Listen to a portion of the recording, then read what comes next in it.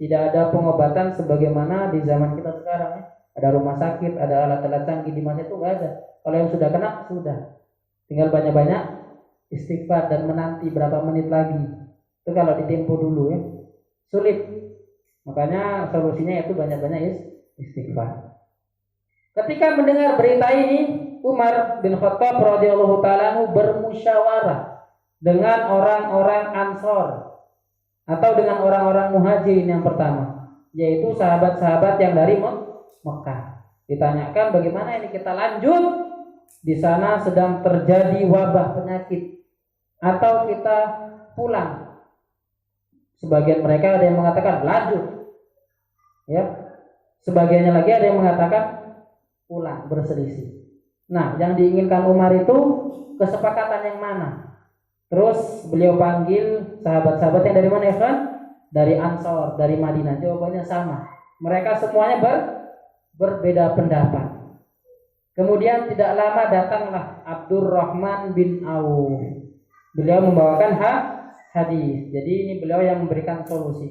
Fa'akhbarahu Abdurrahman bin Auf. Jadi selama Umar bin Khattab radhiyallahu ta'ala itu bersama Nabi, itu belum pernah mendengar hadis ini. Ternyata hadis ini didengar oleh seorang sahabat yang bernama siapa ya kawan? Abdurrahman bin Auf, yang terkenal dengan apa yang Abdurrahman bin Auf? Kekayaan dan kedermawanannya.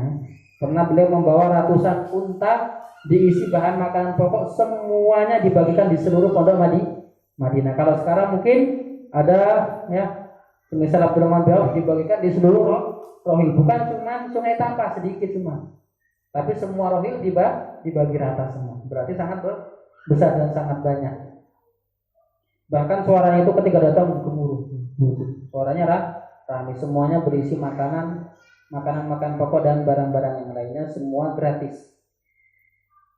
Datanglah Abdurrahman bin Auf mengkhabarkan kepada Umar, beliau menceritakan anna Rasulullah sallallahu alaihi wasallam qala idza sami'tum bihi bi ardin, apabila kalian mendengar di suatu daerah suatu wabah penyakit yang sudah menyebar, fala taqdamu alaihi, jangan kalian datang masuk ke tempat tersebut. Ini bimbingannya. Apabila mendengar ada wabah sedang tersebar di suatu daerah, maka jangan mendatanginya. Wa idza waqa'a bi ardin, dan apabila wabah tersebut ada di suatu daerah, wa antum biha, sedangkan engkau ada di daerah tersebut, fala takhruju firaran minhu, jangan sampai engkau lari keluar karena menghindari virus tersebut, wabah tersebut. Jamaah sekalian rahimani wa rahimakumullah, jadi hadis ini adalah bimbingan kepada seluruh umat Islam agar kita itu bisa mensikapi bagaimana ketika terjadi wabah di suatu daerah. Kalau di sana ada suatu wabah, bimbingannya apa ya Pak? Kita yang di sini yang belum terjangkiti nggak boleh seorang pun untuk datang ke sana. Tetapi ternyata ada dai yang viral yang mengatakan kita tidak takut kecuali hanya kepada Allah. Kirimkan semua jamaah ke sana, ke tempat-tempat corona. Wasifan dikirimkan. Padahal sahabat ridwanullah alaihim ajmain, orang yang paling takut kepada Allah di antara seluruh manusia yang ada, yang paling takut, yang paling bertakwa, itu saja mundur. Ya, kita berprasangka baik, mungkin mereka belum mendengar hadis ini. Tetapi setidaknya ketika tidak memiliki ilmu, tidak menyampaikan, bukan kemudian disampaikan melalui pendapatnya sendiri. Kita tidak takut, betul ya kan? Kita tidak takut kecuali kepada Allah, betul. Tapi untuk dikirimkan zamannya ke sana itu beda lagi. Itu beda pembahasan. Masa iya kaum muslimin mau dikirim ke sana, itu namanya nantang. Ya sudah, silakan datang, saya tinggal tunggu berapa hari. Nanti semuanya akan terjangkiti. Yang jelas keluarganya juga, karena dia akan pulang ke rumah. Maka solusinya adalah dengan hadis Rasulullah SAW yang diriwayatkan oleh Imam Bukhari dari siapa tadi, kawan? Dari Abdurrahman bin Auf. Jadi hadis yang sedikit ini memberikan pelajaran kepada kita dengan pelajaran yang sangat banyak sekali. Yang pertama adalah yang tadi kita sebutkan, jika mendengar ada wabah semisal corona terjadi di suatu daerah, maka orang-orang yang berada di luar daerah tidak boleh masuk. Kata Nabi Shallallahu Alaihi Wasallam, firra minal majzum, larilah dari orang yang terkena penyakit. Penyakit maksudnya penyakit yang bisa cepat penularannya, penyakit kusta dan semisalnya, atau corona, lari dari mereka. Firaraka minal asad, sebagaimana larimu itu dari menghindari singa. Kita lari, nggak usah dekat-dekat orang yang sedang terjangkiti. Ini menunjukkan orang yang sedang terjangkiti penyakit berbahaya itu diisolasi. Apa isolasi terjemahnya, Ikhwan? Diasingkan. Iya, Pak. Isolasi itu diasingkan. Nah, isolasi itu ya, anak-anak mungkin apa itu diisolasi? Isolasi itu apa? Dilakban. Dan diisolasi itu diasingkan. Kemudian yang kedua, barang siapa yang berada di lokasi wabah, maka nggak boleh keluar. Kalau kita nggak berada di lokasi, kita nggak boleh ke sana. Kalau sekarang berada di lokasi yang di situ sedang terjangkiti wabah, nggak boleh keluar. Apa tujuannya? Kata Nabi Shallallahu Alaihi Wasallam, la turidul mumrido alal musihi. Jangan engkau campur adukkan antara unta yang sakit dengan unta yang sehat. Yang pertama kali disebutkan yang sakit dulu, bukan yang sehat yang harus dipergikan, tetapi yang sakit dipisahkan. Ini juga bisa diambil faedah dari sini ya. Entah sayur-sayuran yang nggak bagus jangan dicampurkan sebenarnya gitu ya. Cabai yang bosok jangan dicampur di cabai yang bagus. Betul kan? Nanti kalau dicampur semuanya akan bosok dia.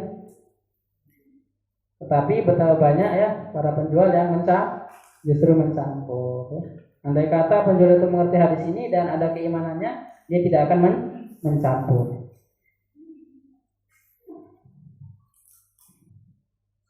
Kata Nabi Shallallahu Alaihi Wasallam yang riwayat sekitar 2 menit lagi kita tambah, hukum lari dari bencana atau dari wabah corona yang sudah terjangkiti di daerah yang dia tinggal. Hukumnya adalah haram, dosa besar. Dosa besar sebagaimana seseorang itu lari dari medan perang. Dosa besar. Kata Nabi Shallallahu Alaihi Wasallam, al-faru minat taun, orang yang lari dari penyakit taun, dari wabah penyakit semisal corona, kalfari minazahfi, itu hukumnya sama seperti orang yang melarikan diri dari medan pertempuran. Hukumnya dosa besar. Makanya sudah bersabar di daerah tersebut. Semoga dengan kesabarannya itu, andai kata dia meninggal dunia, insya Allah dia meninggal dunia dalam keadaan syahid, sama seperti dia meninggal di medan tempur. Kemudian di akhir hadis saya disebutkan nggak boleh keluar karena lari. Ini menunjukkan nggak boleh keluarnya itu tidak secara mutlak. Yang dimaksud nggak boleh keluar kalau niatnya itu karena takut sama corona. Kalau seperti itu nggak boleh. Tetapi kalau ada tujuan yang lain, itu hukumnya boleh. Dan para ulama itu sepakat boleh. Dan niatnya itu hanya Allah yang tahu. Niatnya itu bukan menghindari corona, tetapi ada tujuan yang lain, seperti melihat karib kerabat yang meninggal dunia. Dalam keadaan kita sehat ya, kita nggak terjangkiti, namun kita ini berada di daerah yang sedang terjangkiti. Kita sehat, kita boleh pergi ke daerah yang lain yang jauh, tetapi bukan tujuannya untuk menghindari corona. Entah ada orang tua yang sakit atau kerabat yang meninggal dunia, atau kita diutus untuk suatu pekerjaan di sana untuk merawat orang-orang yang sakit, atau tugas sebagai orang tentara dan yang lainnya. Ini hukumnya boleh, berarti tidak mutlak. Yang tidak boleh karena apa tadi, Ikhwan? Takut menghindari corona. Tapi kalau untuk tujuan kepentingan yang tadi kita sebutkan, itu hukumnya boleh. Demikian juga apabila ada daerah A, B dan C. Kita berada di daerah A. Tiga-tiganya ini sama-sama semuanya terjangkiti virus corona, maka juga nggak apa-apa untuk kita pergi dari A ke B ke C, tapi sekitar itu, bukan ke daerah yang aman. Kalau daerah sama-sama terjangkiti, maka hukumnya boleh. Jadi nggak boleh cuma satu kalau semata-mata menghindari penyakit tersebut. Nah, demikian kajian singkat pada malam hari ini. Semoga bermanfaat untuk kami pribadi dan segenap ikhwan dan akhwat. Wassalamualaikum warahmatullahi wabarakatuh.